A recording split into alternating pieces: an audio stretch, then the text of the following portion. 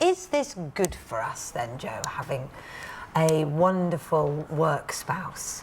It's good to have platonic friends at work. I think the problem is, because you see this person so much more than you see your own partner, there's this danger of having a quick bite of lunch with them, maybe a drink after work, actually sharing more and more with them than you might with your own partner, and it sets up a little bit of feeling that, you know, your own wife, husband might start feeling a bit neglected or pushed out or not quite be able to put their finger on what it is that make them feel unsettled. So I think you've got to be very careful. So it's a relationship, Harry, that needs to be you need to tread very carefully with, because you don't want to put your actual real spouse in the shadow in any way.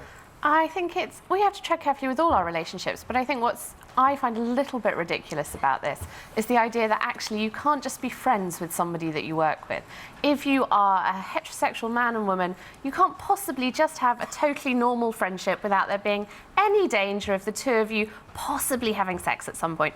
Why can you not just go into work and get on with the people that you work with? Is it more than just about, you know, that kind of relationship, though? Is it about when you're sharing things, say you're working on a big project or something, and you're sharing details, and then you go home and I say, how are you? And you think, gosh, I have to start from the beginning to explain my day to my partner, whereas the person at work knows everything about it. So is it as much about intimacy, the loss of intimacy, as anything else? It is, but unless we're working with our other half, you're going to have to do that anyway, right? So actually, you're much better off having somebody at work that you have a good relationship with, that you can have a good time with at work, so you come home in a less stressed manner. So, I mean, it's an interesting point, though, isn't it, that Harriet makes, Jo? She's suggesting, why can't men and women have platonic relationships? I get it, and why can't they?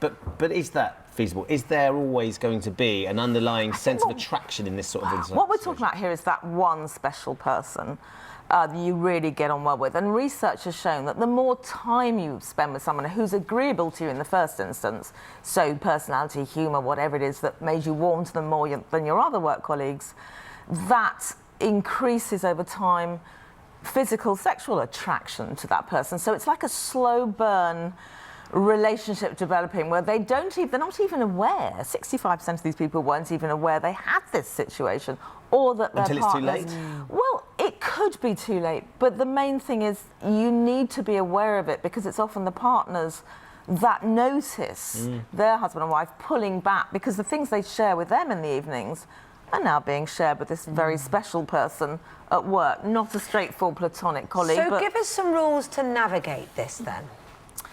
OK, so I think awareness is the first thing. If your partner asks you, you know, it's difficult to ask someone, you know, what's going on. It's not an affair. They don't know quite where to sort of put it. You know, don't say they're silly, there's nothing going on. Reassure them and tell them what it is.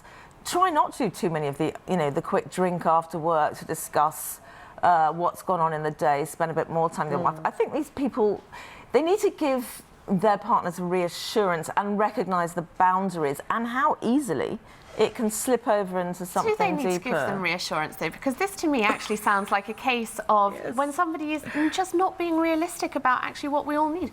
It's an awful lot to expect all of us to put all our emotional reliance on one person. I agree, but you shouldn't tell your partner if they're feeling concerned or neglected. You shouldn't say, "Don't be ridiculous. It's all fine. They're just a work colleague." That's just respecting your partner's needs, right? And that's respecting them. But also, I think we set up this bizarre world where, particularly to women, we say, "Oh, don't let your husband talk to another woman because that's going to be so dangerous. Don't let them have a relationship with another woman. That's so dangerous." Well, the two things are very different. Assuming that women could actually have a really good relationship with a man, and that man could have a friendship with another woman.